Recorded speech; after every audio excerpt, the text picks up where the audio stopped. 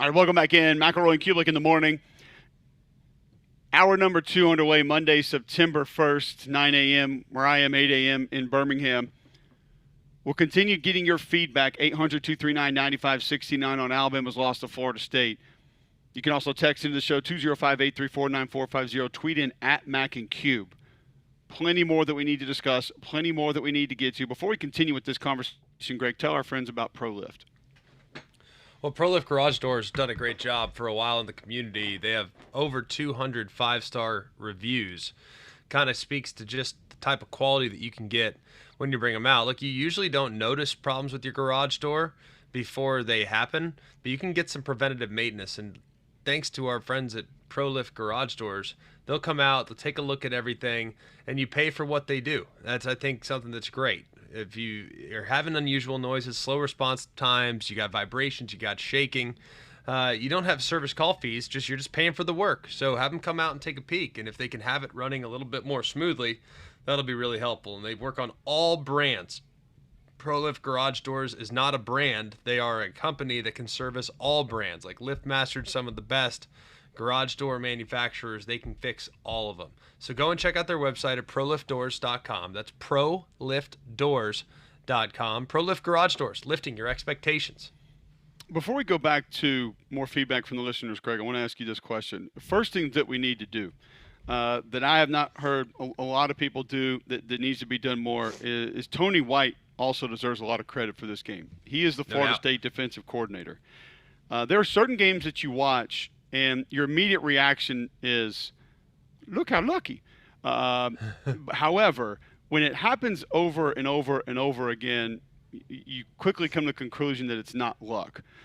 The amount of twists where one defender goes down, the other comes around, the amount of stunts where guys maybe slant one direction and the player that they're slanting away from comes off the edge, or slant inside and a backer comes around the backside, that just happened to end up exactly where the ball was, Greg, was unbelievable. I mean, it was a magnificent plan. And sometimes you hit.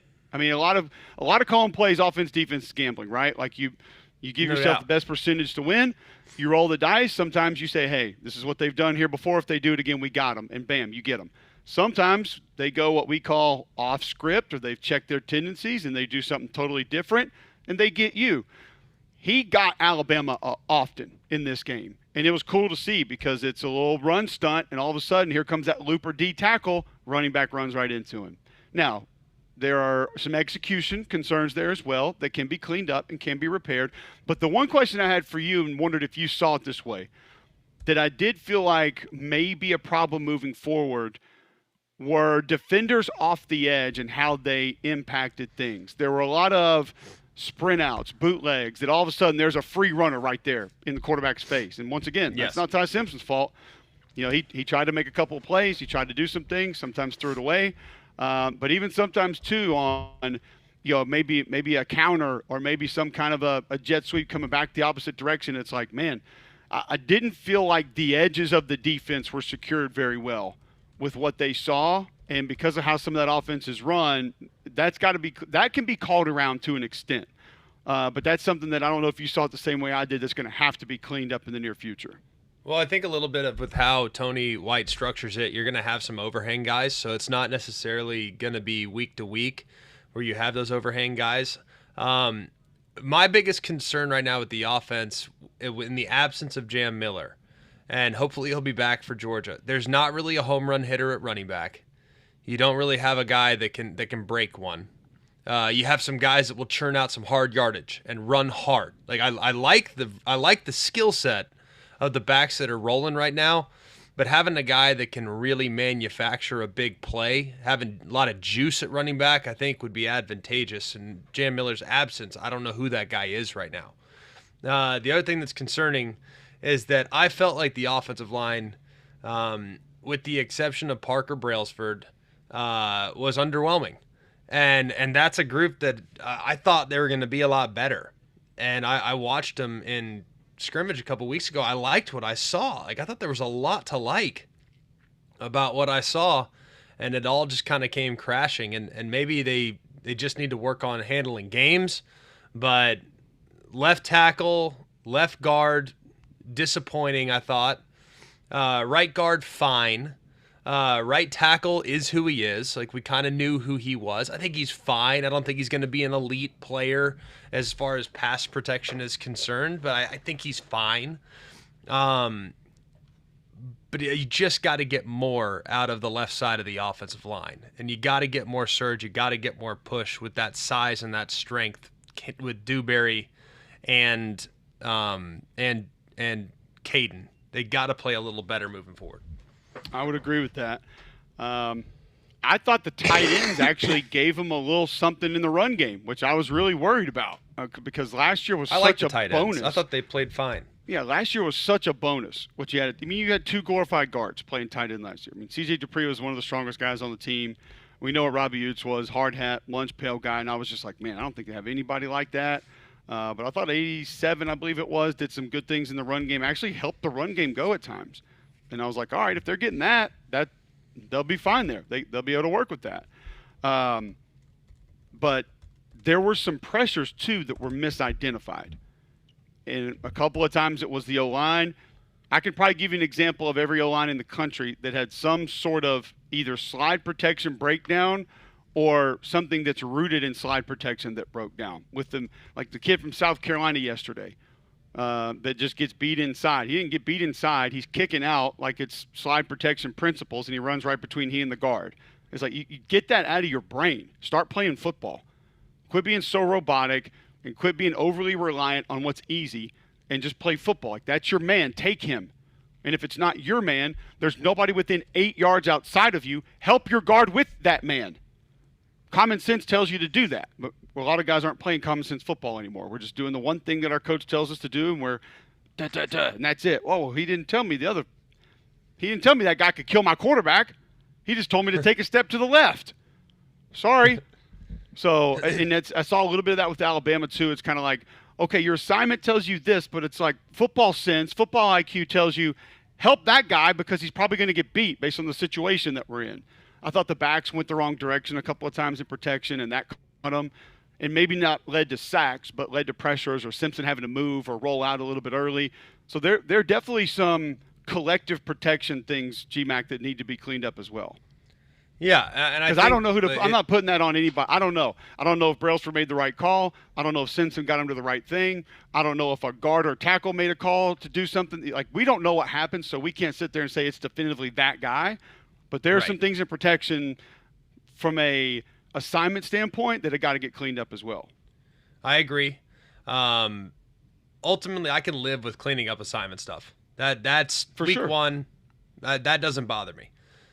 What bothers me is the guy that's now been starting for 3 years continues to have problems with the exact same things he's had problems with for a long time, and that's speed rush, up and in, pass rush on the left tackle spot. If I'm a quarterback and my left tackle's getting beat inside, man, I don't have a chance.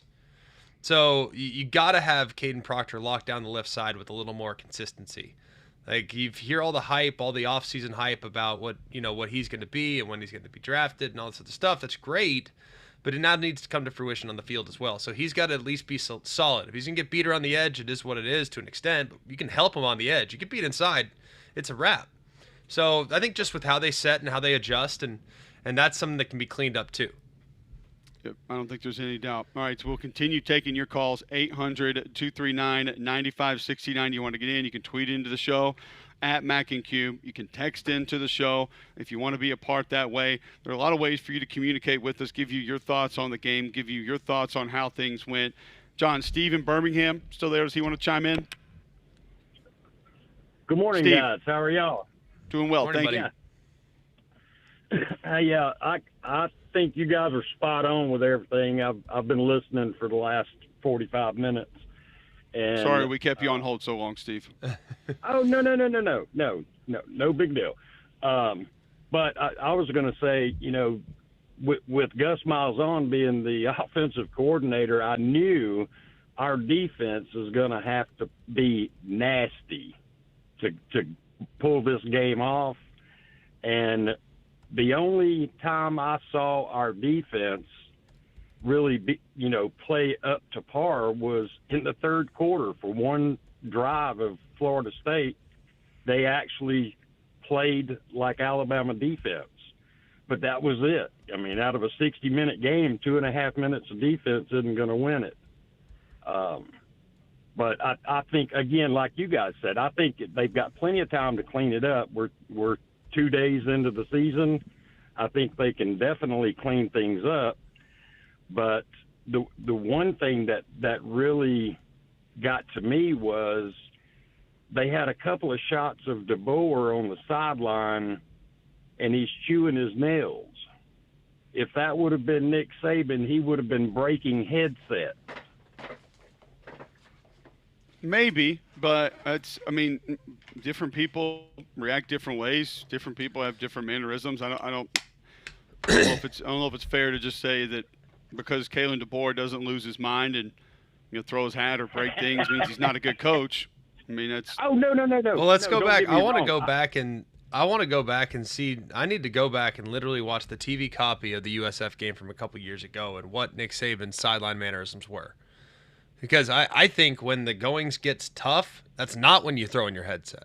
You're throwing your headset when you're rolling folks and you don't want complacency to set in, and then you lose your mind. Like Nick Saban didn't spank A.J. McCarron in a game that was 3-point game. You spanked him in a game where I think we were up 40.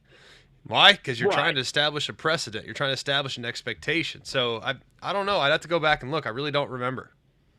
Yeah, and that's my thing. It's not so much, with the way things were. It was because of missed assignments.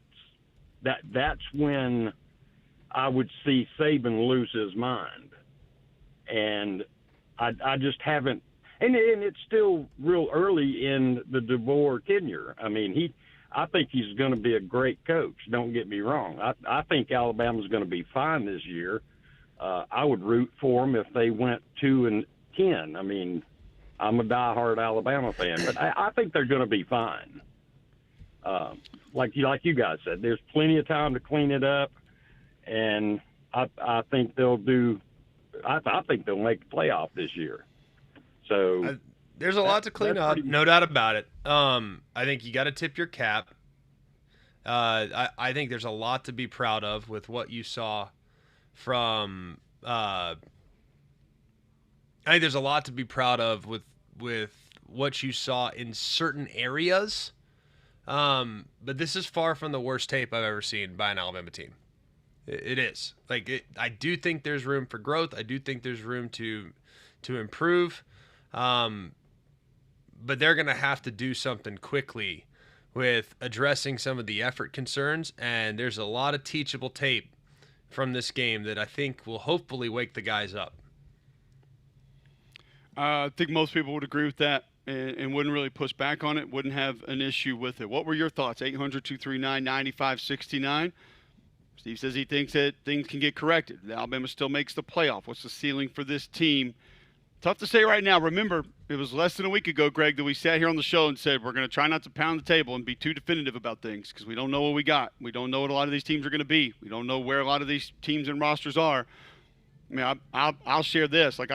We met with Pete Golding, and because I had the Ole Miss game, and he raving about some of these new DBs and some of the new D linemen that were there last year. They're going to fill in.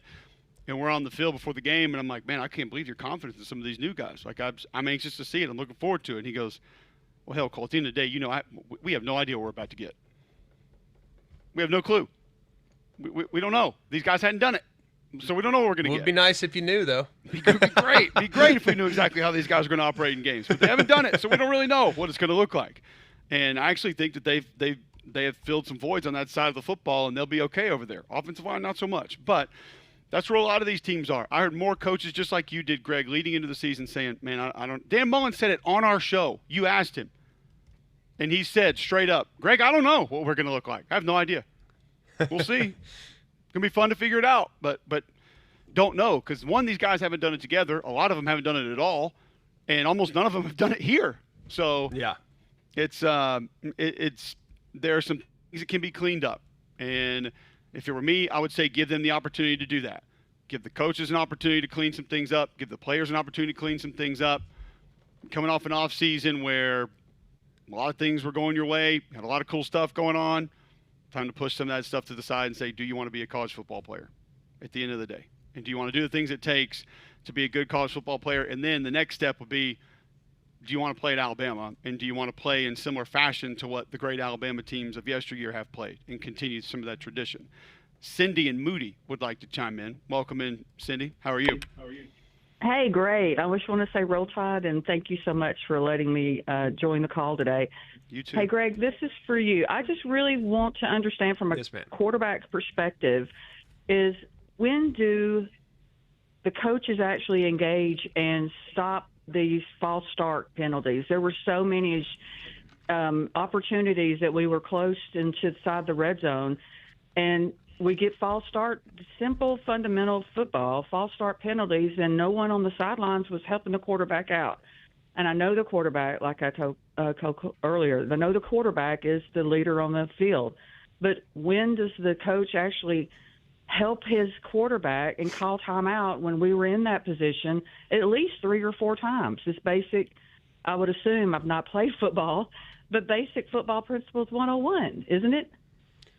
Yeah, I mean, so you want to save those timeouts, especially when you're trailing. That's a tricky part, right? Because so that's, I think, it's like, the 5 yards or save a timeout. Like, we might need the timeout. So that's a kind of delicate conversation, and that's a little philosophical.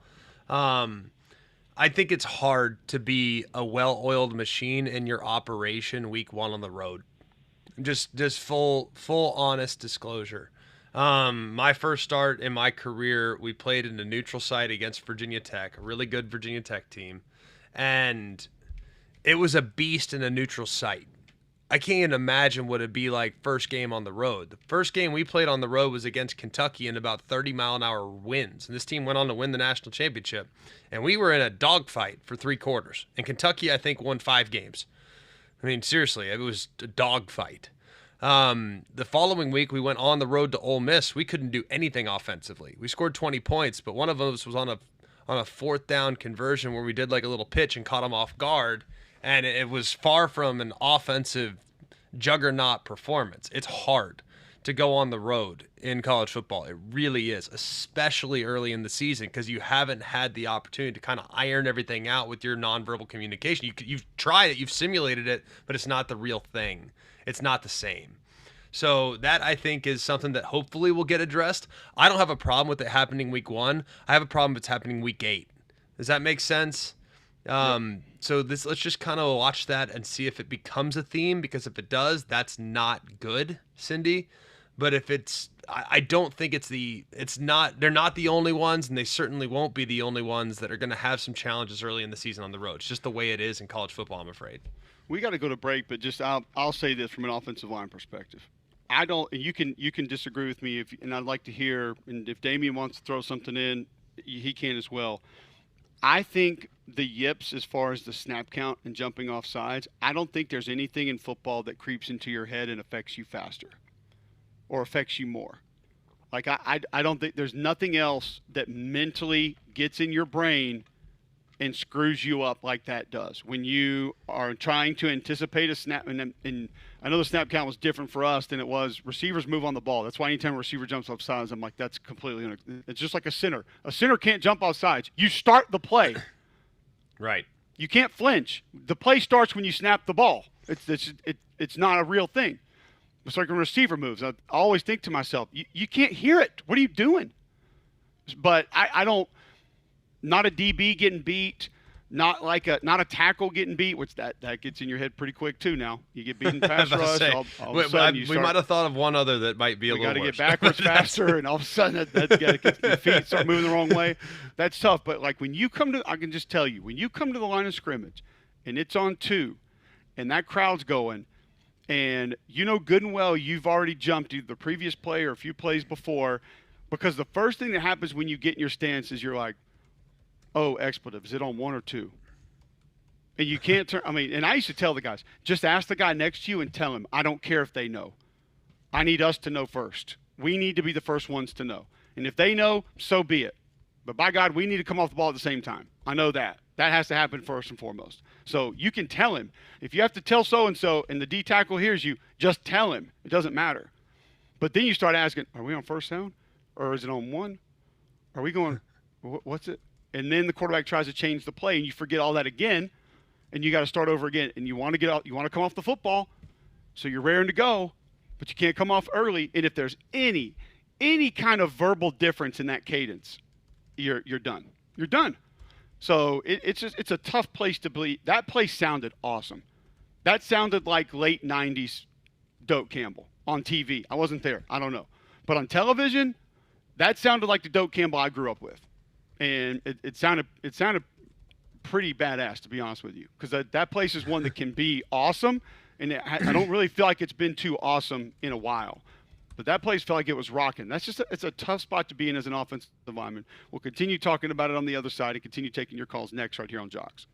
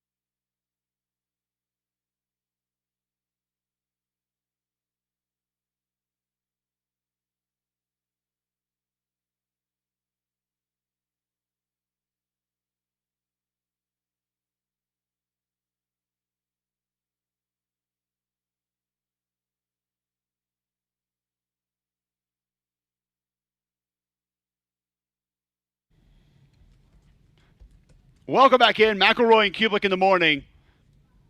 9:24 Eastern Time, 8:24 Central Time. I'm in Charlotte. GMAC is in Hartsfield, heading back from calling Miami, Notre Dame last night. We haven't mentioned any other games yet, but let's just focus in on that one you had last night for a moment. Thought Beck made some big plays. Jeremiah Love, awesome. Great comeback for Notre Dame. Miami offensive line looked really good. Miami defensive line looks like they're going to be a problem for a lot of folks in Miami. Miami's got some guys, Greg, run after the catch. They're going to be a real problem for a lot of people. What were your big takeaways from that one last night? Heck of a football game you got to call. I mean, I know it's like, I've said this for a while now. Miami's talent profile is national championship caliber. Like, it really is. Like, they have guys that can flat out get it. Their defensive ends, Mesidor and Ruben Bain was absolutely unstoppable last night. I mean, he was unbelievable. It was so fun to watch. I mean, You know there's what just, I love when you about just see a Ruben tight- Bain, to interrupt you for real quick, is that he's not this like super sleek, like looks like No. a track guy that's put on too much weight, and like he's not like 4'4".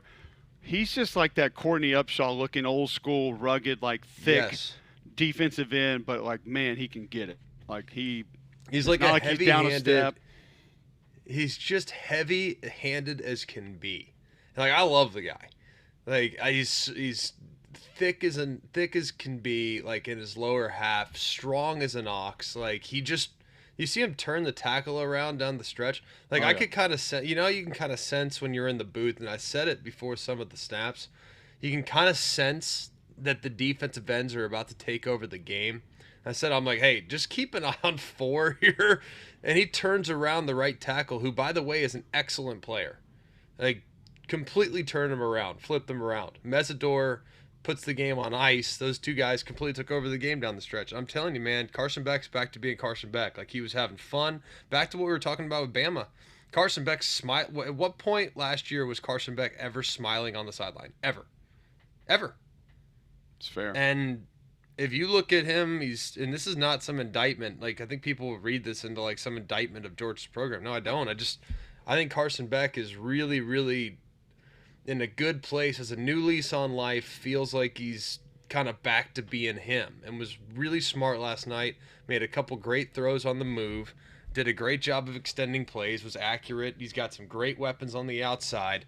I'm telling you, man. I think Miami, they can move you at the point of attack. I mean, they are big time up front along the offensive line. So I think they can go with anybody. I really believe that. And if they're there at the very end playing in their home stadium for the national championship, I'm telling you, it wouldn't surprise me. I think they're that good. They have that type of ceiling. All right, we're going to move on and talk about a couple other games at some point in the show. Do need to get Auburn Baylor in. But before we move on to that, Greg, tell our listeners about Crocker Moving Services. Well, they're a local moving company owned by an Iraq War veteran, Eric Crocker. Crocker believes in hiring movers you can trust to complete full background checks and run drug tests on every single employee. These are good guys, and you can trust them in your home. If they need your whole home packed to move, your company headquarters moved across the country, or you just want them to come rearrange your living room, they got you covered.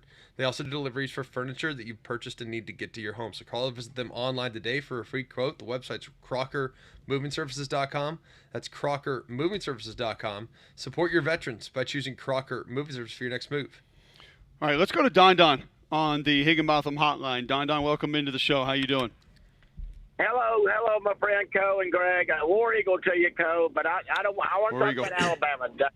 Yeah, I don't want to talk about Auburn. I'm going to talk about Alabama. I know Auburn will come later, but guys, I love that Alabama people do have a little enthusiasm about the rest of the year, which is good. I mean, I look, the last 4 years for my team, we've had it rough, but Greg, they're 5-5 in the last 10 games. I don't think anybody's mentioned that yet today. Confirmed. Okay. Yes, that is accurate. Thanks. Sorry we left that out. Okay, well, but anyway, I watched the game with FSU Dave. I think y'all met him before at a FSU club party, and you guys are right. I think Florida State's pretty dadgum good. They got some guys. I would agree. They got some dudes who know how to operate within the system and not afraid of certain things. And they played harder. They played more rugged. They played more physical. They wanted it more. I mean, all those things apply to that game. And one thing I didn't know till FSU Dave told me, I did not realize Herb Hand went with Malazan to coach the offensive line there. Yeah, we only talked about it for 3 hours at the Jox kickoff party. So. Well, I was on my cruise. Don, I wasn't there. I was on my cruise, Coach. I wasn't there. Don. This is all great and this is all fun. All right, we got to get to things that really matter here. Okay, buddy. Is this your message board post that's floating around out there? Yes, it is. Actually, I wanted to tell you this. and the ESPN prediction thing's got Auburn going 10-2, and they actually have got Auburn favored in the Iron Bowl now. Like I said, we're trying to get down to business here, and we need to know: is this your message board post that asks for any single ladies over 50 will be treated like royalty as long as you're not ugly? That was yours? No, sir. That was not me. That was not me, Cole. No, you are not Donnie 79. That's not me, Cole. I'm more damn done. I'm more damn done. Well, I'm glad we clarified that because I didn't want that. I didn't want your name being on that if that wasn't you. So. No. I'm more damn done on the Auburn on 3 site with Jay Lee and Cole Pakeston and Allen Head. So we're all good, Cole. But War Eagle tell you, my brother. Don? Do they hate me on that one too? What? Yes, I'm sorry. What probably. now? Do they hate me on that message board too? Because they hate me on all the other message boards. On 3's kind of new. On 3 might not know how to hate me yet. They're still new. They're new to this. Actually, Cole, I got to answer your question. Unfortunately, I don't. I think you're great, but yes, they do. They think Cole. Thank you for being honest, Don. We don't give a damn if they hate me or not, but thank you for being honest. We really appreciate it. All right, let's go to Greg in Russellville. God, that was amazing. Thank you, Greg. How you doing? I'm doing great, guys, and I like you, Cole. Thank you. Hey, there's one. I had a couple of. See what? There's one that likes Cole. Yeah. I like that. That's all we need. I like Cole. He's down to earth. I like him. Nah. But anyway, a couple of takes I had on the ball game. Ty can't catch the ball too. That's the number one thing. I mean, those drop balls could have made a big difference in the game. There's some big drops. You're right. Then the only thing on defense, I played defense myself. We don't have any what you used to call headhunters. We don't have anybody that the offense fears. And, back in, things has changed a lot these days, I know. But back when, when a guy's mouthing off in the off season, like FSU's quarterback, somebody needs to step up at the first of the game and let him know he should have kept his mouth shut.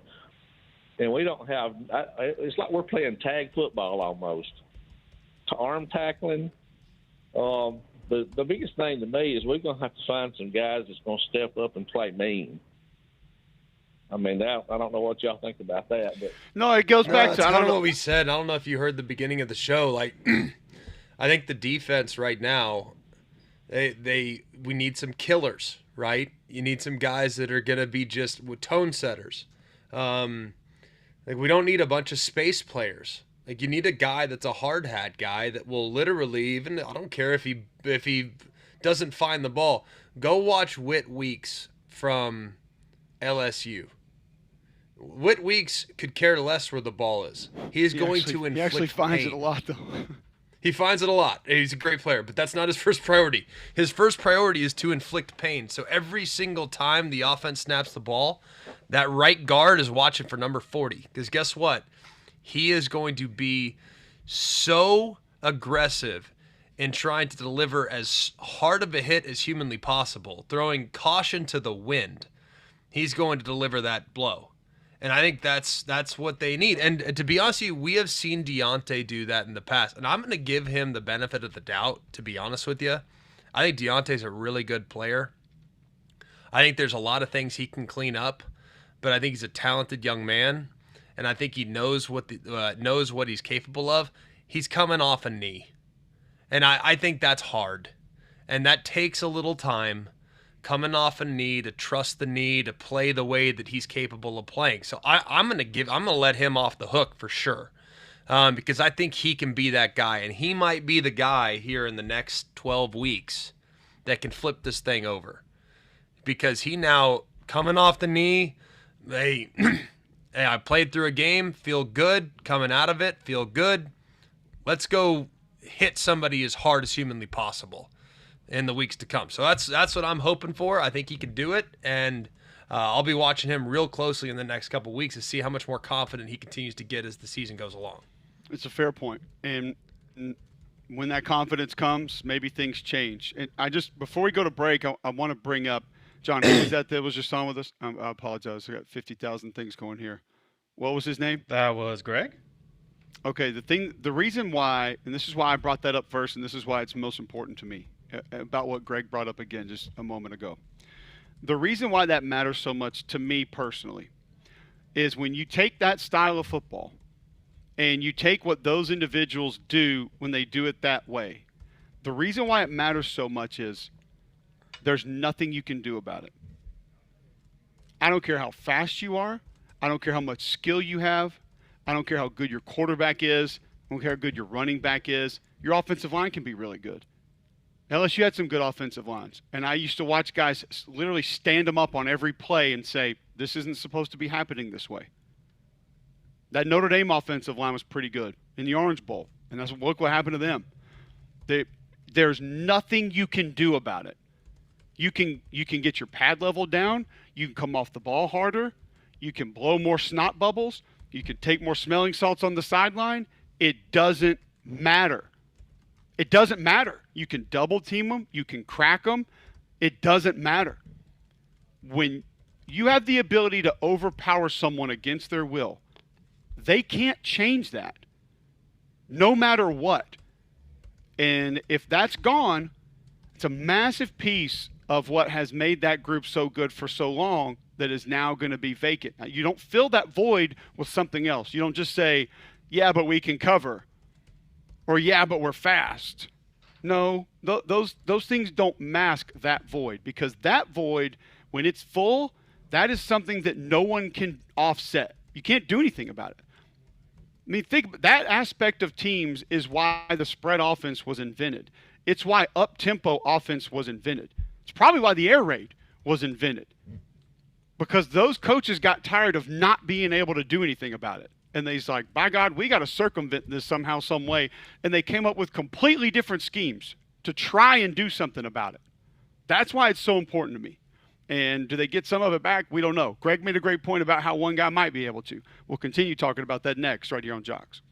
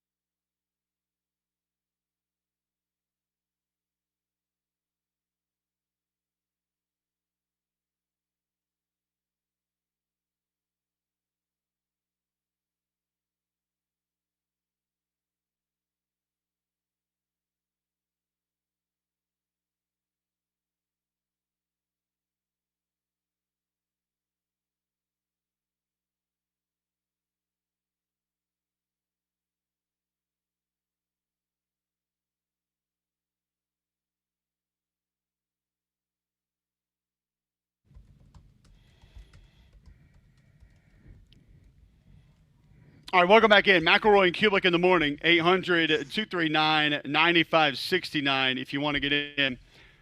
800-239-WJOX. Still have a long way to go. Still have a lot to get to. So many games we're probably not going to spend a ton of time on today because we do want to get your feedback discussing Alabama's loss to Florida State over the weekend. Before we continue on, Greg, tell our listeners about Shannara Flooring. Well, Fu and his guys have built their foundation of their company on trust and integrity.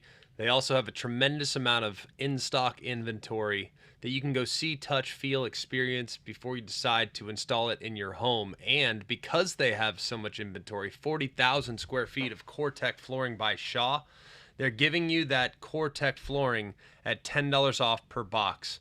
So you can really stack a lot of savings if you decide to go in that direction. I'm telling you, you're going to be really pleased with the experience that you have when you install that CoreTech. It is durable, dependable, waterproof, pet-proof, kid-proof. It's going to upgrade your kitchen, bathroom, you name it. You can put it anywhere in your home. You can also put it anywhere in your office. It's going to immediately add value to your home. So go check out that CoreTech flooring by Shaw. $10 off per box. You can get 12 months financing by going to fooandyou.com. It's Shannara Flooring, fooandyou.com. Andy in Calera wants to chime in on college football from week one. Welcome in, Andy. Hey, good morning, guys. So, speaking of flooring, I hope what we saw Saturday was the floor of this team because I don't want it to go any lower for sure. The ceiling, I hope, is really high, but my question is, where was the growth in the offseason? Like, which player got better? Where was the improvement other than Milroe, not having a few turnovers during the game that would normally happen? What was different? I thought quarterback was good. I think you should feel good about what we saw from Ty Simpson. I'm telling you, I thought he battled. I thought he played like a competitor. I thought he showcased some poise. Had a couple misses. And guess what? First start, you're going to miss a couple throws. It happens. A little late in a couple spots, little inaccurate in a couple spots. I don't think the receivers did him any helped him very much at all. I didn't think the protection was great. But man, he kept plays alive. Like I thought he battled. So that was my biggest question in the offseason was how would the quarterback play? And I now can say confidently that I am no longer concerned about quarterback. I think Ty is your guy, and I was real proud of some of the things that he was able to do. The growth on defense is concerning. That's supposed to be as good a secondary as anybody in college football. Like I want to see those guys just go out, play lockdown man, let's ride.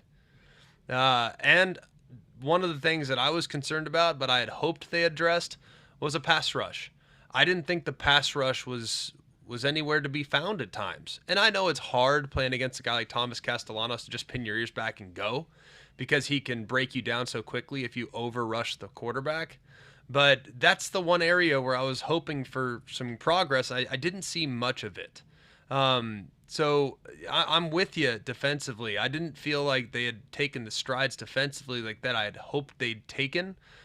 Here's hoping it's a one-off, but I don't know. I really don't know until we see what they do and how they respond, right? I mean, it's all about the response at this point, and Cole's going to have the game next week. It's going to be phenomenal. I couldn't be happier that he has that game so we can kind of get a real up-close look at how the response has been and what the week of practice has been like. Appreciate the call. 800-239-9569 if you want to get in. I'll go back to it again. I thought Parker Brailsford looked better. I thought tight end position was one that we were concerned about, that we weren't really sure what it was going to be, what it was going to look like. I thought that position looked like it's going to be one that can be of use and can be something that gives people problems. Jeremy Bernard looked great. I don't know how you can watch Jeremy Bernard play in this game and say that he wasn't awesome and didn't do things that helped that football team have a chance to go win. You mentioned quarterback. So there are a lot of letdown guys. I mean, we talked about 20, 22, 23 on the defensive line that all did good things. Maybe consistency can pick up a little bit and they can do a little bit more. But some of the aspects of what wasn't there, it deserves focus and it deserves our attention. And I think you got to give them a chance to get it right. At the end of the day, you got to give them a chance to get it right. And if they don't, we'll have these conversations again, and they won't be comfortable, and they will not be enjoyable. So we'll see how it goes. But, man, there's some parts of it that just did not look like what we expect it to look like. I did want to spend a little bit of time on the Auburn game, GMAC. We haven't mentioned it at all. It feels now like it was 7 weeks ago, to be perfectly honest with you. I mean, it feels like it was a long time ago. Friday night, Auburn takes down Baylor 38-24. And I'll just say, when I watched the game, I expected to go back and watch the film and say, man, smoke and mirrors, quarterback running around, like, I don't know how much of this is going to be replicable, and we'll see.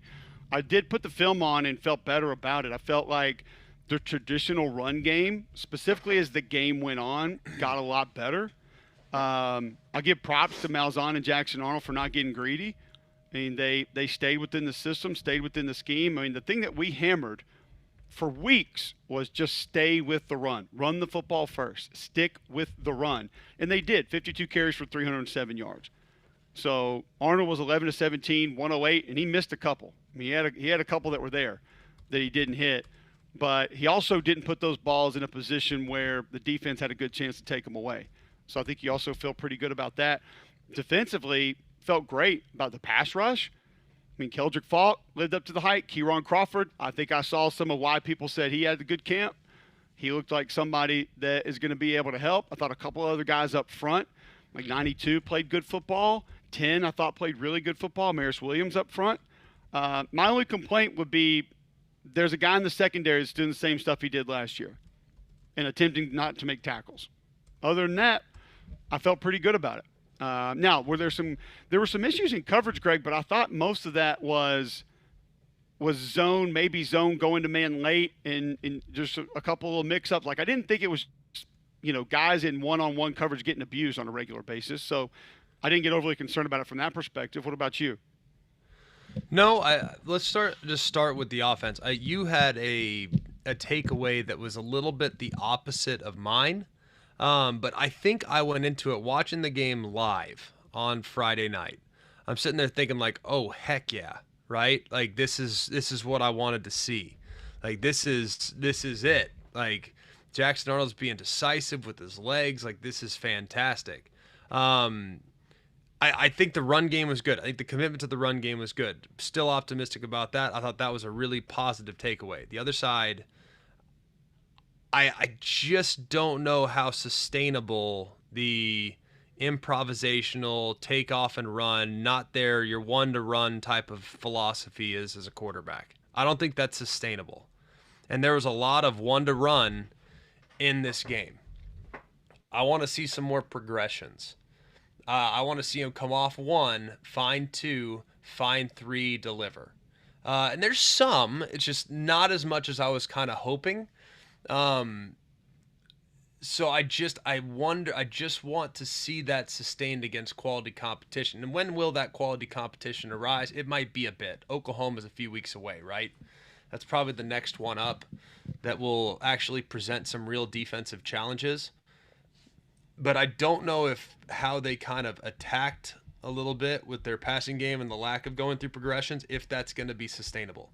Now, on the back end, defensively, there were some concerns. We tried to tell you, man, Sawyer Robinson's, that cat's real now. He's good. Michael Trigg, where you been? Michael Trigg, yeah, back playing football. Let's ride. So on a team, yeah. I mean, I think there's some things to like about what Baylor has from a weapon standpoint. Like their quarterback. Tell me a quarterback, in your opinion, that Auburn will play this year that is as good as what they saw in Sawyer Robertson. I mean, just being honest, I think John Mateer might be the only one that has that type of ceiling. Do you agree? And you look at the schedule? Yeah. I mean, I know it's tough to push back on that, but I think too we also have to consider all the questions we had going in, all the wonders that we had going in, and let's just be real, some serious doubts that we had going in. I mean, we got Freeze telling us that he's asking his defense not to do stuff in practice so he can feel good about himself. He's telling us that at media days. We saw what happened to Jackson last year. You told us what it was like playing for a defensive coach. Like, we all wondered, can he get through any of this? And I will say this, regardless of what they let him do, he was asked to do, I didn't see a lot of moments, Greg, and I'll go back and watch him specifically really closely, but I didn't see a lot of moments where he just couldn't let go of the football. And to me, it wasn't that at all. He took off. Yeah, that's being decisive and saying, all right, we got to go. Or even if it was just a 1-2 read, letting the ball go.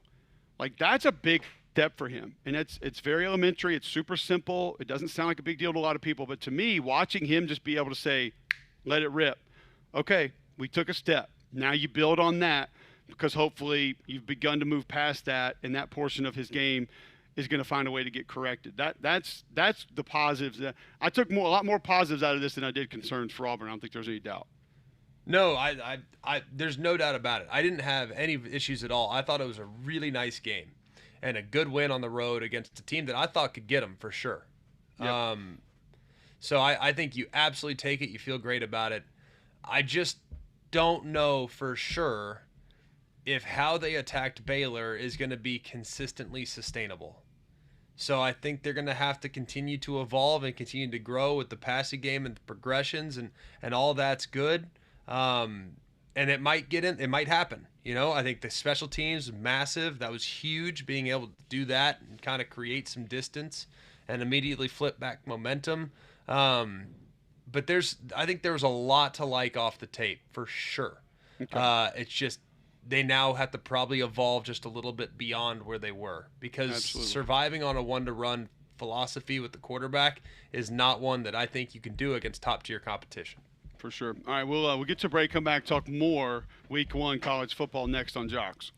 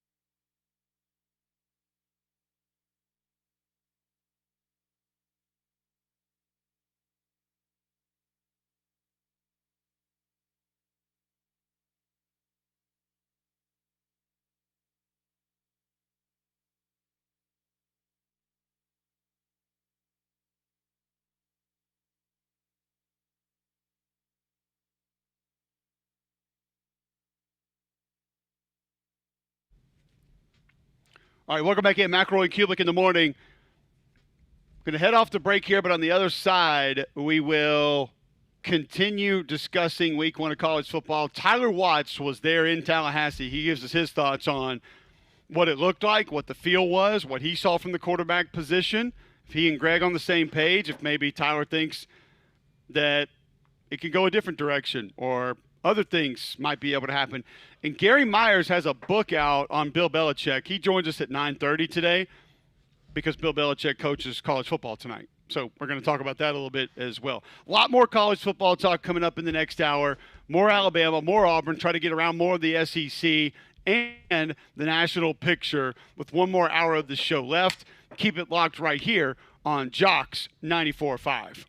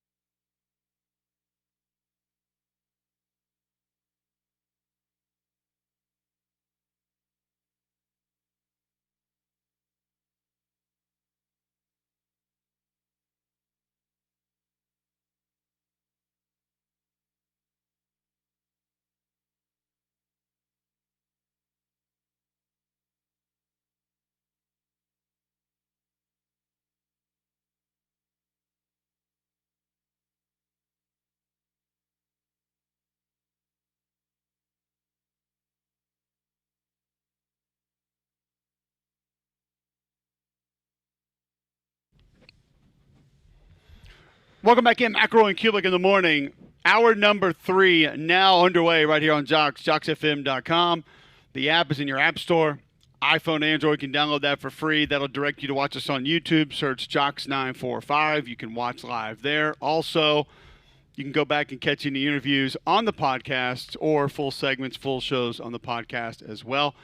Again, search WJOX in your app store or search Jox945 on YouTube or tell your home smart speaker to enable the Jox skill. Before we get into a couple other games around the SEC, GMAC, tell our listeners about Polar Bear Services. Well, I've been using Weston and the guys for a long time. Continue to have a great experience every single time they come out to our house. they can do so many things around the house. That's what I love so much, is that anytime something goes wrong, whether it's electrical, plumbing, my HVAC system, I only call one person, and I can get it taken care of thanks to my friends at Polar Bear Services. They can get you prepared for some of the cool months that will be coming here very soon. You can get a routine checkup of your HVAC unit. You can also always have them come check out your plumbing, which is something they've recently added, but man, what a great addition it's been. So remember, if you have a problem with your electrical, plumbing, heat, or air, just pick up the phone and call the Bear. It's 205-497-BEAR. That's 497-BEAR. Tyler Watts is the color commentator for Alabama Radio Calls alongside Chris Stewart and Corey Reamer on the sideline. He joins us now and will every Monday at this time to discuss Crimson Tide recaps. And Tyler, I don't know if a lot of us thought it was going to go this direction, but being there, being in the stadium, just kind of give us your feel for the team when the game started and why you think it progressed the way that it did. Oh, boy. It felt great to begin with. I mean, taking 8 minutes off the clock, the offense marching right down the field, punching it in, and they were doing it by absolutely dominating the line of scrimmage. And Ty looked like he had, great command of what he was seeing and what was going on. And then a costly penalty when the defense got on the field on Florida State's first possession. You force a punt, but you have a penalty that extends the drive. They go down and score. And from that point on, you kind of got out of sync, I think, with what you were wanting to do. When you're forced to punt the ball in your second possession, you don't walk away with points. You get behind now, all of a sudden you're having to throw the ball a little bit more than you want to because your defense, once again, just like up in Nashville, doesn't have an answer for how to slow down first and second down runs. You're kind of playing catch-up. And, look, going into that day, throwing the ball 40-something times was not the game plan. That wasn't a winning formula, and it won't be the remainder of the season. So that's not something that this team wants to do. But kind of what I saw, and I'd be interested to see if y'all kind of felt the same way, but I thought that Ty, throughout the course of the game, got a little less sure about what he was seeing on the defensive side. I thought his decision-making slowed down just a hair. I think that was what was responsible for throwing the ball behind a couple of receivers, just not anticipating the timing and the speed of what was going on, because he had a couple of shots that if he puts the ball on the money, he's able to get a touchdown or two, as well as extend some drives on some of those fourth-down throws. Yeah, I thought Ty actually had a pretty good day, man. First start on the road, tough environment, new defense, probably chasing some ghosts in the offseason. I think there was a lot of positives. I thought he played competitive, winning football. Can he be better? Absolutely. But he's the farthest thing from my biggest concern based on what I watched this past weekend. Defensively, you referenced it. Cole and I have kind of talked about there needs to be a greater emphasis on creating violent moments in the game. Needs to be a greater emphasis on just going and hitting someone as hard as you possibly can. You need some guys defensively that step up as tone setters. How confident are you that they can find that here in the next couple weeks? Who are the alpha dogs on the defensive side? I mean, I was thinking about this on the way home. I remember how frustrated I was with Malachi Moore at times with his emotion. But, man, we need that. We need that bad right now. We need somebody to kind of to be that guy. I don't know what the answer is either, dude. I mean, I know we got a bunch of big guys that seem to struggle moving laterally. So I don't know how many more teams we're going to face that have this style of offense, but we got to do something on the defensive side to get downhill, because catching folks after a 3, 4, or 5 yard gain, that's not going to cut it. Tyler Watts, former Alabama quarterback, now color commentator for Crimson Tide broadcast, joins us on the Higginbotham hotline. What has the conversation been? What have you heard, seen about some of those guys on defense potentially stepping up? Like Greg brought up a great point about Lawson coming off a knee injury. That can take some time. That's something where your confidence needs to come back. Yeah, and he looked a little slow to me. I didn't think he was really tracking as quick as what I've seen him in the past. I'm sitting here going through my chart right now, man. I don't know how much speed we have on the defensive side, especially not in the box. And so we're going to have to get creative and make sure that we're really limiting folks on what they can do. Justin Jefferson was another guy. I don't remember calling his name a whole lot. I don't know really where he was throughout the course of the game. So Look, you got guys that are talented. You better figure something out though, and figure it out quick. And somebody's got to step up. Somebody does absolutely have to step up. And I don't know who it's going to be. What do you make of some of the people pointing to, exclusively blaming the staff? Like you and I and Cole, we've played. Like, to me, the onus falls on the player, especially now that they're making a lot of money. Like, if the onus falls on the player as it relates to effort level, intensity level, and things of that nature. Like, I went to practice, I went to scrimmages. They had tough physical practices, I can promise you.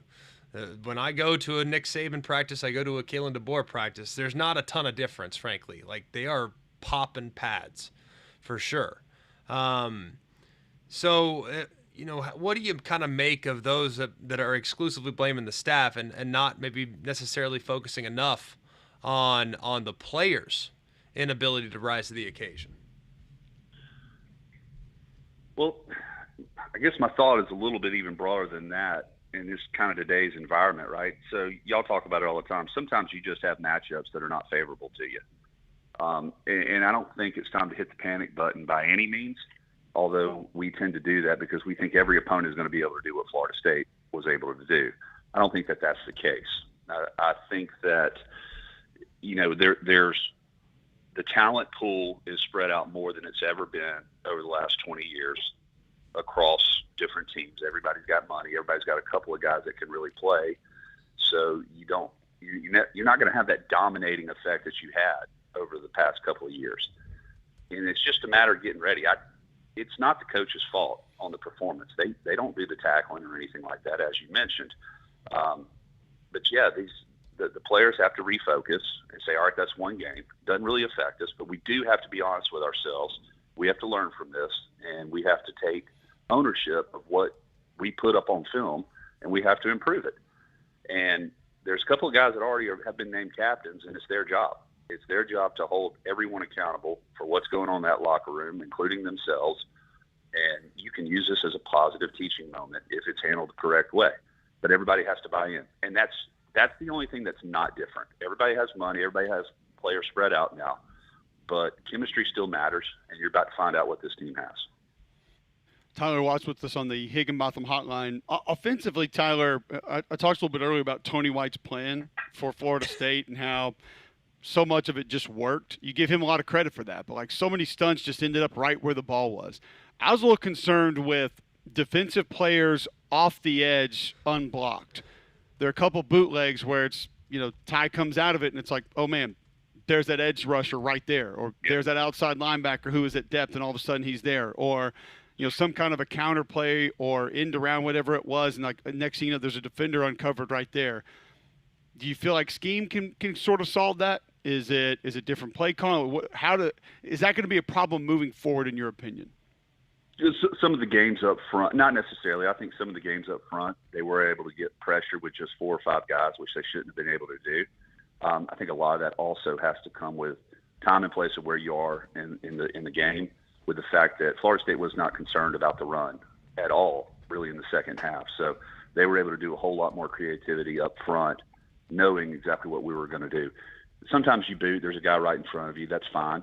Quarterbacks can handle that. You have a check down that you can dump the ball off to. So, no, you just learn from this, man. I mean, there's so much uncertainty going into game one. You don't really know what you're going to see. You don't really know how you're going to react. So you make adjustments moving forward, and you rock and roll.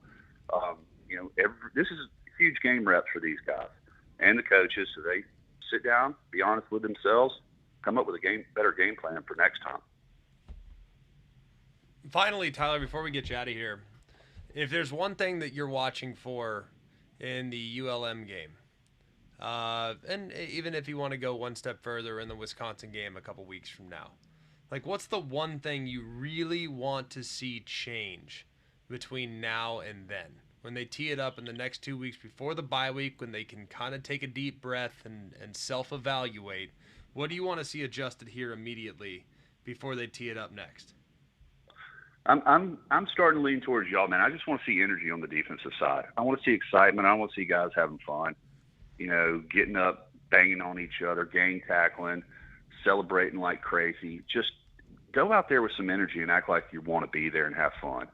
I think that's the biggest thing, and the attitude definitely matters across the board. And it doesn't mean we need a bunch of dudes, getting in fights on the sidelines, but just intensity all the way around and almost a sense of urgency. Because sometimes they do look a little lethargic out there, and you can't have that. So I just want to see better energy. Tyler, we always appreciate the time. Thank you so much for joining us, and look forward to catching you next week on better terms. I appreciate it, y'all. Hey, good job last night, Greg, on the call. Appreciate you, buddy. All right, y'all have a good one. Did I do a good job Saturday night on the Ole Miss game, or was that just so bad that we didn't want to discuss it? I've already hung up. Okay, thanks. See you, Tyler. No, you did wonderful, Cole. No, y'all have okay. a great one. Thank you. I don't need you to tell me that. I know it was bad. Ooh, he had to get off quick. He did. He had to go. It's fine. I don't blame him. All right, Cole and Oxford is must-see TV. It is for me. Well, because he's there all the times, right? Copy. I'm going to go back and watch a TV copy because Cole is a Manchurian candidate. Like, he's in just trying to recruit all Ole Miss's players. All of them. That's it. What else would I be doing there? Yes, that's what he's. That way they gave you that nice hotel room? Every time he goes to Ole Miss, he's just trying to recruit their players. I don't know where he's trying to recruit them to ESPN, to do some analyst work for us. I don't know what he's trying to do, but that's clearly what he's doing always. Well, it's funny because a friend of mine wanted me to come to some of his places, and I'm staying in my room. Sorry, not doing it. It is what it is. Sorry. So, watched a lot of football. It was great. But when we come back, we'll talk more from around the SEC. I'll give you my thoughts on Ole Miss, seeing them up close in person.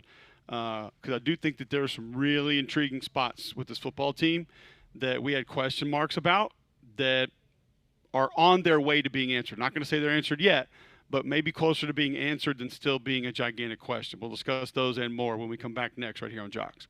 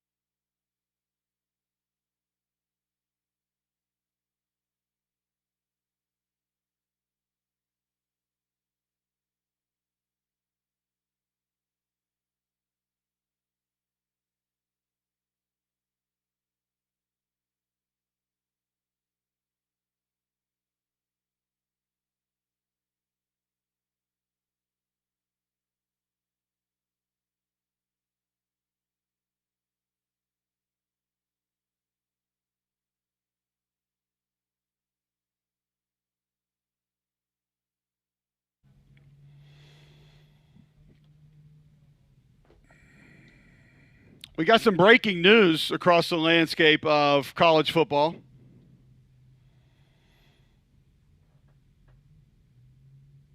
Kind of wild to think about here, but if you did pay attention at the Ole Miss game, I teased this during the game. I didn't know if it was time for it to necessarily completely be out just yet, but I said there would be a quarterback that would be added in the next week or two. He has now been added to the Georgia State roster, and that would be former LSU, Auburn, Western Kentucky, Tulane, Texas State quarterback TJ Finley. Hey. I would expect him, if not this week, next week, to be the starting quarterback for the Panthers. Ooh. All right. Let's go. All right. He's back. Hugh Jackson likes him. Hugh Jackson thinks he can win with him. So we'll see. We'll see how it goes. Love it. Quickly, I'll give you guys a little recap here because the game wasn't super competitive. And I don't know if there are a ton of direct takeaways, especially with us using caution this season of not making definitive statements early. 63-7, Ole Miss, first team in SEC history to score 60 in their season opener 3 straight seasons. They put 21 on them in the fourth. Austin Simmons, 20 of 31, 341, 3 touchdowns, 2 interceptions. One of those he got hit. One was a bad decision. The difference is going to be Kewan Lacey, number 5 at running back. 16 for 108, 3 touchdowns. He's a dude. He can get it. He is a difference maker. I don't know if they've had a guy like him since Quinchon. The receiving core, super talented. Harrison Wallace, really good player from Penn State, actually originally from Montgomery, played same high school as Quinchon. He can get it. He's a good player. Deshaun Stribling, big body, going to be able to help you down the field a little bit. Caleb Odom from Alabama has sort of taken on more of the tight end role. They'll use him as a hybrid till they get Luke Haas back. Daquan Wright had a big game. Daquan Wright, I guess, is going to be the new J.J. Pegues, getting the direct snaps on short yardage. I love Austin Simmons, man. Like, I think he's an incredible kid. I think he's an incredible talent. And it's going to kind of be hard for him to live up to the real hype because I think a lot of people are just, like, really pumping him up and what he's going to be and what he can be. I would say just be careful because this offensive line is still not going to be good. It's just not good. I don't know another way to say it. I don't really know how to be nice about it, but the offensive line's not great. I mean, they made Henry Bryant, this 5'11", 285-pound D tackle, look like Warren Sapp. I mean, he blew the game up for the first 3 quarters. I mean, it was ridiculous. But I will say this: defensively, Xavier Harris looks like he's got some of the pad level stuff taken care of. Perkins obviously going to be a really good player. Cam Franklin is the name to watch on defense up front. He's the one they're going to use inside, outside. They think he can have a big year. You got Womack from LSU, Uman Mielen from Nebraska. I think both can help some. Uman Mielen's not going to be what his brother was. But there's 2 guys they're kind of waiting to come on. Taj Chambers, transfer from Missouri State. They love this kid at linebacker, and he made a couple of plays. They think he can be a big help for them this year. And Greg, Antonio Kite and Sage Ryan in the secondary could allow them to not have much of a drop-off over what they had a year ago. Well, did you know Sage Ryan was Nick Saban's first choice at safety coming out? He was the number 1 safety on Nick Saban's board coming out. Really? And that was Cooper DeJean. That was Andrew McCuba. There was like one other guy in the NFL right now. There were some pretty good safeties in that class. And Pete Golding told us, he's like, Sage is the one that Nick wanted. He committed to LSU last minute.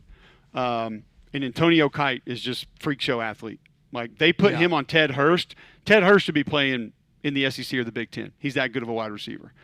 And that's where he should be. And he locked down Ted Hurst in this game. Like, he's Antonio Kite could make them different on defense because his versatility and his ability could give them – they can cause a lot of problems for some people on some coverage aspects of things. Well, if you look at them last year, outside of Amos, like Amos was amazing, right? Yes. But Kennedy on the other side was a little liability. You know, that's kind of the only thing that I'd say. I mean, he's no longer there. I think they're going to be in a good spot going forward, though, because they're a little bit more balanced. So I think there's something to be encouraged with as they go along, because they're not going to have someone they need to cover up. No, and I mean Pete told us Antonio is as close to Trey Amos as we have. Just he's not a guy that is going to be like a 4-2. His three cone's not going to be ridiculous. He doesn't have a crazy vertical. He's just a ball player, man. And that was actually this is a little bit of a side story here, which we have so many games to break down. This might not be the best time for it, but I just think it's super cool. One of the things about how Lane is building over there, and I'm actually beginning to get more on board with that, the whole Portal King thing is actually playing to his benefit for today's college football. Like the way he's building his teams, it almost fits with what – because think about this. Like how many times have you seen Ole Miss tweet out videos of their guest speaker or Lane's motivational speeches to the team? Like you don't see any of that stuff. He's like, you want to come here and catch some balls? You want to score some points? Like, do you want to increase your value? We'll get you on the field. We'll be able to do that in multiple spots. Now with Pete on defense, like they can do it over there too. Come in here, like get your head on straight, fix your attitude, play some football for a year or two, and we'll help you go make some real money. And you'll make some decent money while you're here doing it. And it just kind of works for where it is. And I think a lot of people are still trying to fit that old square into this new round peg, and it's just like it's not going to work. Kids don't care about that stuff as much anymore. It's not as meaningful anymore. But one thing that he was telling us, he's like, we were asking about his receiver room. And he said, this entire room can make plays. Like the entire room is playmakers. He said, I know some people look at it and say, well, he doesn't run a 4-3 or, he doesn't have a big vertical or this guy might be a little short. He goes, I don't care about that stuff, man. He's like, I just want football players. He's like, I want a guy that knows how to find space. I want a guy that knows how to sit down on a route, where this quarterback thinks he's going to because of what the coverage is. I want a guy that knows how to go attack a football on the wrong shoulder because he just understands that's what you got to do to make a catch and then make a play. Like how to out-leverage a DB and make him miss and get 5 more yards after the catch. And it was kind of refreshing to hear that from him because I don't think people view him that way. But it's the same thing on defense too. It's like we just need guys that can play ball. Like we don't really care about what your 40 is or how many stars you have. And yes, they do get some good players, but it's kind of cool the way he's building it too. He's like, we just want ball players, man. Like guys that know how to play football, not guys that are only a left tackle or like only a right side defensive end. Like just come in here and play football, man, and we'll figure it out for you. Well, I think the other thing I would say is like there is a certain level of professionalism that is required nowadays in college football. It's like, look, dude, the buy-in, the embrace the place mentality. Who uses embrace the place better than Clemson, right? Yeah. Nobody. I mean, that's the culture, the continuity, the unity, the cohesiveness. Well, in reality, though, like, yeah, embrace the place is great, but you still got to have a talent profile that can go. And if there's one thing that they can do is they can go. They can find guys that can go. LSU did that. Ole Miss does that. Like there's a bunch that do. So I do think it's still important to make sure, it's very important to make sure that you protect the continuity and you don't want to have up and down moments like Ole Miss had last year. I think part of the reason why they had challenges last year is because of the lack of buy-in and the second they'd be in complete control. Next thing you know, it doesn't work, right? It's like it was a strange dynamic last year. But I do think there is something about like, hey, man, I'm going to help you out. You help me out. Let's just do this thing together. That's a healthy way of approaching it. 100%. So that's kind of Ole Miss.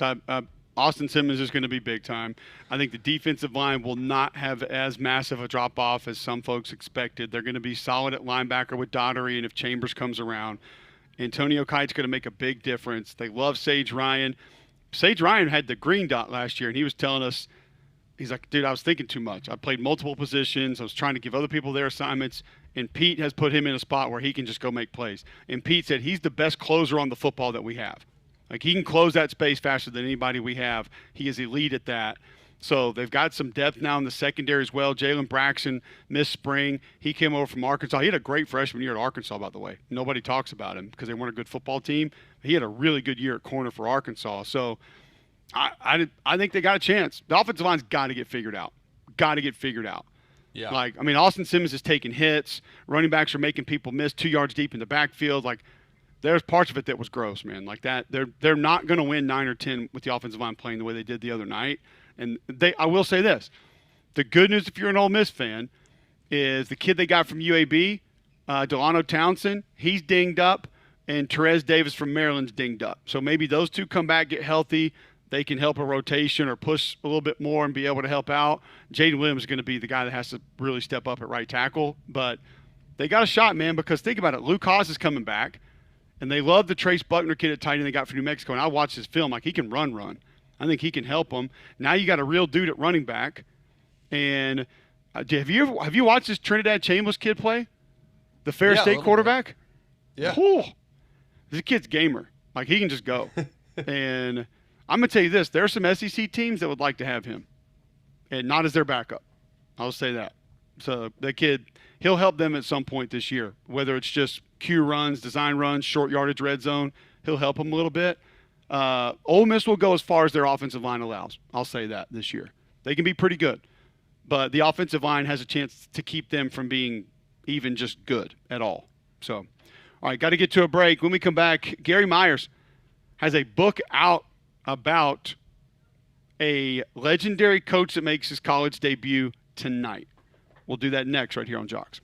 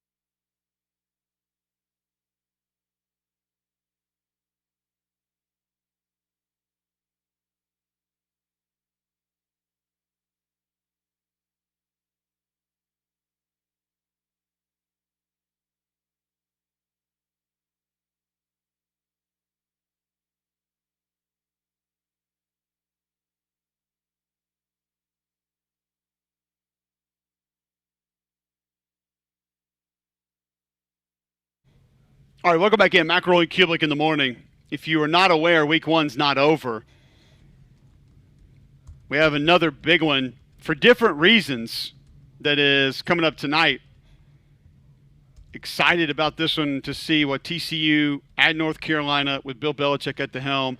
That's going to be a 7 o'clock kick on ESPN and ESPNU. Before we get to Gary Meyers, though, and tell you about his new book out about Bill Belichick and Tom Brady, it's about Game Day Men's Health. If you're looking for better sleep, if you're looking for more energy, if you're trying to get back to just being a better you, weight loss, Game Day Men's Health can help you out today. They have multiple weight loss programs that can help you. Go to GameDayMen'sHealth.com right now. Sign up for the free consultation. You get the free PSA test, free testosterone test, and they're going to let you know where you are, where your baseline health is. You do all that, go in, locker room environment, not going to push you into different things that you don't need. They have the peptides in stock as well that they can help you out with. Your body discontinues making those over time. See which ones could help you best, and they'll get you set. Save 10% on any option they have right now at GameDayMen'sHealth.com. With that free consultation, mention Mac and Cube, you're going to save 10%. Minimal upfront cost from the programs they offer as well. Go to GameDayMen'sHealth.com today. All right, Gary Meyers joins us now on the Higginbotham Hotline. His book, Brady versus Belichick, the Dynasty Debate, out now. And Gary, with Bill Belichick making his college coaching debut tonight, you had a chance to sit down with him. He was very upfront and honest with you. What do you think people should know about Belichick personally that could allow him to have more success than they believe? Because a lot of people look at this tonight, Gary, and say, this ain't going to work. Like, we've seen him in front of the media. We see how he handles himself. We know what college football is turning into. This is going to be a disaster. You sat down with him. What makes you think that this will work in Chapel Hill? Well, first of all, thanks for having me on, guys. And the book comes out September 16th, a couple weeks. So anybody who wants to get it now can just pre-order it.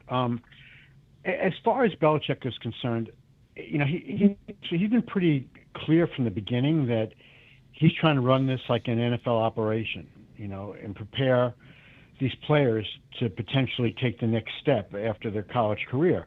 Now, that's only going to work if he has good players. He's not going to turn low-level players into NFL players, but just the fact that he's Bill Belichick and high school kids might look at this as a great opportunity to learn from one of the best coaches of all time and to be developed into an NFL player. It's going to take a year or two to really figure out whether his name and recognition and, you know, the kids looking at him as, you know, potentially their ticket to a professional career. It'll take a couple of years to figure out whether everybody's buying into that. And I think a lot of it will have to do with how he does on the field this year. If it turns out to be a situation like it was in Cleveland or in New England after Tom left, then, you know, just be another college coach. But if they make a run at the ACC title and somehow work their way into the playoff race this year, then I think it'll really help him going forwards. But I see no reason why he won't succeed unless he just can't get the players. And that's probably true of most programs.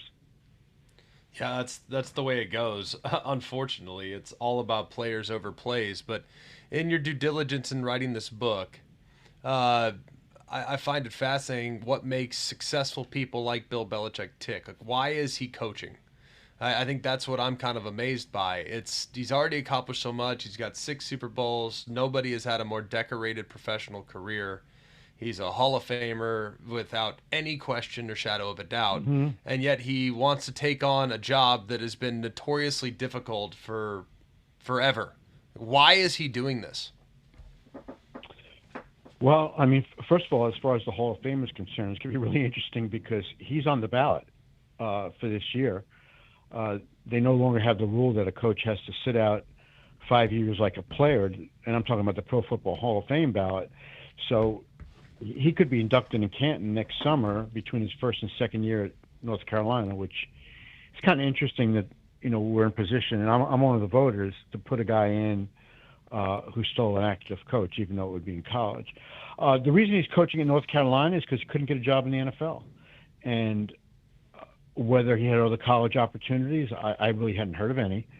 I did think there was a chance, even after he took the Carolina job, that after a couple of talks with Tom Brady, that he might have wound up in Las Vegas. Obviously, that didn't happen. He's doing it because he loves to coach. I mean, this is what his life has been, and he wasn't ready to go live year-round, or at least for 6 months in Nantucket, in the compound that he's built for himself in Cape Cod. And I think he as much as he was involved last year with the media, I think he really missed the coaching part of it. And that's, I mean, doesn't need the money. Certainly if he can join Jimmy Johnson, Barry Switzer, and Pete Carroll as the only coaches to win in college and to win a national championship in college and win a Super Bowl in the NFL, that'll just be another thing to put on his resume. Not that he needs it, but I think what it really comes down to is he just likes to coach, and he wasn't ready to not coach anymore. Gary Meyers joining us on the Higginbotham Hotline. We're discussing his new book, Brady versus Belichick, the Dynasty Debate. Gary, you just said something really interesting that I think a lot of people would hear and say, well, hold on now. That doesn't work. That doesn't register. You said that Brady, now with some ownership of the Raiders, may have had a conversation with Bill about potentially coaching there. I think most people believe that they're just on the outs and that because of how the split happened, your book details the Mo Lewis hit on Drew Bledsoe. It details the drafting of Tom Brady. It details how things ended. So you go into all these facets, but where is their relationship right now? I think it's good. 20 years is a long time. I mean, Greg, can you imagine? I mean, Bill Parcells always said, because he learned this from Al Davis, 10 years was the max, because then the players get tired of hearing it. It's changed a little bit now because of free agency, and there's a 30% turnover in the roster every year. But Greg, I mean, when you were playing, I mean, if you had a really, a longer career than you did, and you were in the league for, a few years, but can you imagine a head coach having a relationship with a head coach for 20 years? I mean, you'd have to think at some point it would have gone bad, the last 4 or 5 years. I mean, that's a long time. And I think that's what happened with Tom and Bill, is that they kind of grew tired of each other, and Tom got tired of being picked on by Belichick. Belichick always looked at, Tom has thick skin, so he can pick on his interceptions even after a 42-14 victory and point that out to the team, and get down on Brady. And the rest of the team would say, well, if he's ripping a quarterback who's won 3 Super Bowls or 5 Super Bowls or whatever it was at that time, then I have no right to complain. And that was the whole reason that Belichick did it. But Tom just got tired of it. He got tired of taking below-market contracts, and then Belichick wasting the saved money on, bad draft picks and poor free agent signings. But I think that the time away from each other has done them good. I think Tom, with his experience with Bruce Arians and Todd Bowles, I think he realized that, the Belichick way was probably better. And certainly, I think Belichick, if he didn't already, certainly came to appreciate what it was like having a quarterback like Tom for all those years. And so I do think there was an opportunity there. Listen, I wasn't privy to the conversations, but I know Tom was picking Bill's brain after he was approved as an NFL owner, and I'd have to think that somewhere in the conversation before they hired Pete Carroll, Brady said to Belichick, what do you think about this job for you? And I know the buyout was really kind of prohibitive until June 1st, but nothing that an NFL team couldn't have afforded. So, why it didn't happen, I'm not quite sure, but I do think that they've come to appreciate each other more now. The heart grows fonder with separation as the years go by. So it's been about 5 years since they've been together, and I think they realized they had a pretty good thing going. Yeah, there's no denying that. How close was Belichick to getting Atlanta? Because there was some buzz that he was going to be the head coach of the Falcons. Sounded like it was going to happen, and then all of a sudden, it's like they never called him back. Like, what the heck happened there? Well, I mean, you heard the same stories that I did, that, Kraft, in a conversation with Arthur Blank, pointed out a lot of the things about Belichick that he grew to detest over the last, I'd say, 25% of their time together. Again, I wouldn't be surprised if, you'd think for due diligence that Blank would call Kraft and ask him what the experience was like. I think the contents of that conversation, those two know exactly what was said. But I do know the feelings were hard enough at the end there that I wouldn't say I would be surprised if Kraft harped on the bad stuff rather than the fact that, this guy won me 6 championships. I think it's quite short-sighted that any team that had an opening didn't hire Belichick. General managers didn't want him because they were afraid that he was going to overpower them. But I look at it like this. Any owner who hasn't won a Super Bowl, like Arthur Blank, like Dean Spanos with the Chargers, and they look at Belichick and say, well, he's only got to coach 3 years. But if you can say, well, at least in one of those 3 years, he's going to get me as far as the Super Bowl, and then, 50-50 whether he wins it when you get into the game. But if you knew that he was going to do that, and there was a good chance it was going to happen, I think it would be worth the investment of 3 years and then any, aggravation that comes with having a strong-willed personality in your organization. And that's, I'm talking about an organization hasn't never won.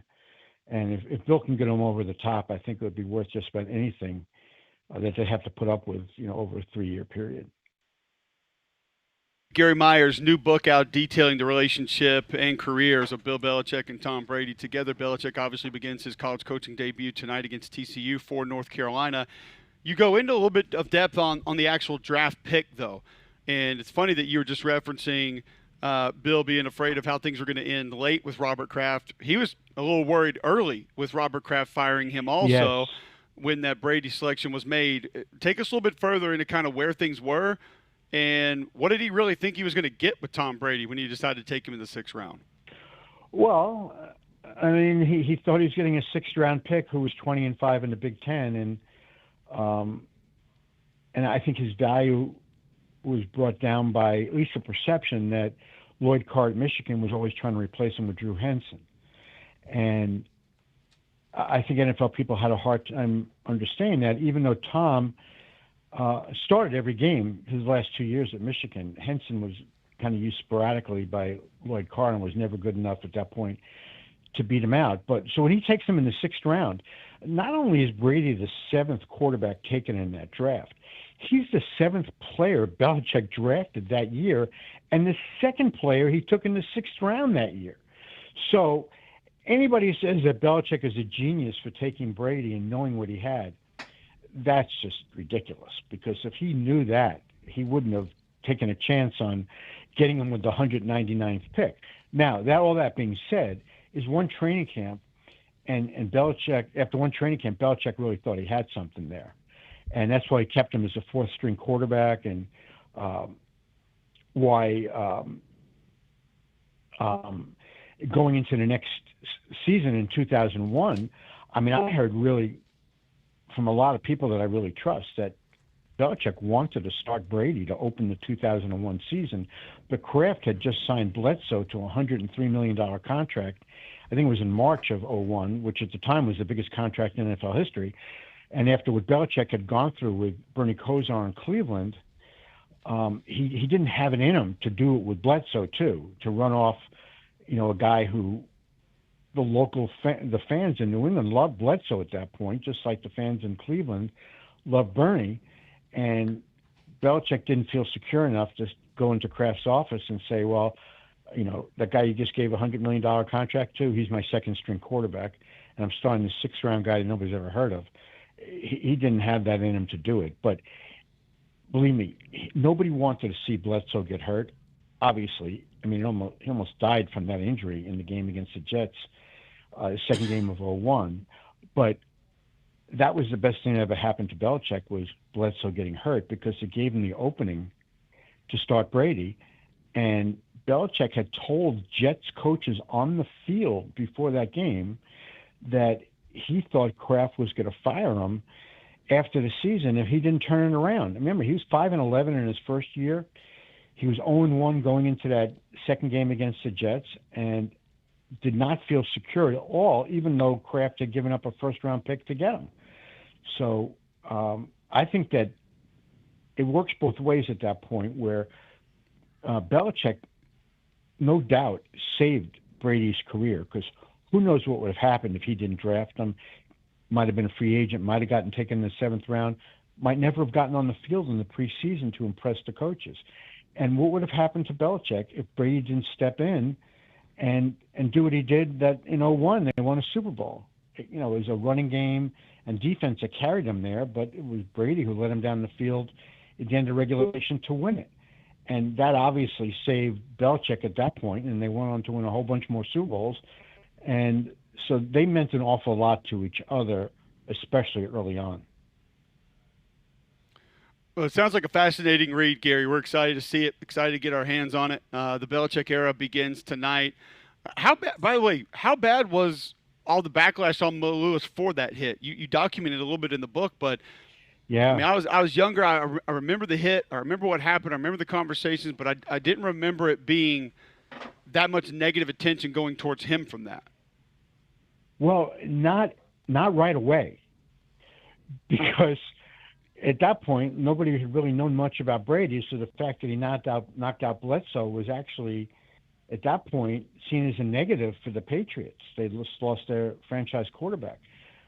Now, when you look back on it, and it began the Brady era, and he won 3 Super Bowls in his first 4 years, and 6 over the 19 years that he started there, rather. I think after the first 3, and they became a dynasty, that's when Mo started getting some backlash. Now, he had retired, I think it was '02 or '03, I don't quite remember, but he had already retired by the time the dynasty really got rolling. But Jet fans, as Greg knows, tend to be a negative bunch.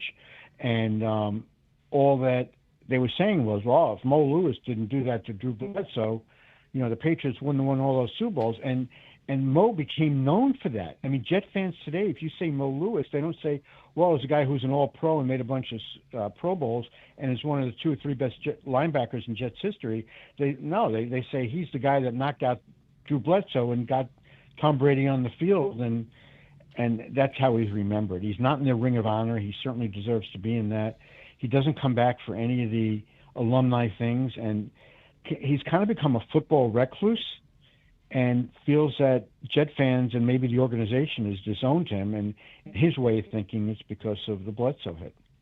That's really interesting stuff. Gary, thanks for the time today. Really appreciate it. Cool conversation leading into Belichick making his college coaching debut tonight. Book in stores on September the 16th.